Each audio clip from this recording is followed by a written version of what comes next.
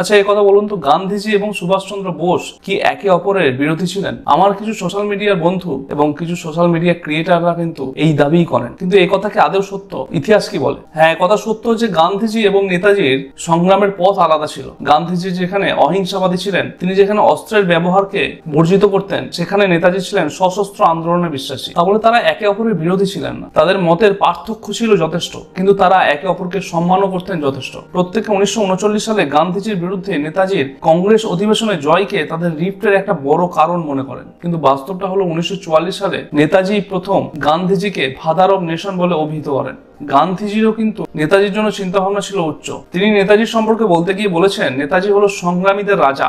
তার এক্সাক্ট কোডটা ছিল প্যাট্রিয়ট অফ প্যাট্রিয়ট। এমনকি নেতাজি যে আজাদ হিন্দ বাহিনী তৈরি করেছিলেন, তার 4টি রেজিমেন্ট ছিল, তার মধ্যে একটি রেজিমেন্টের নাম ছিল গান্ধী ব্রিগেড।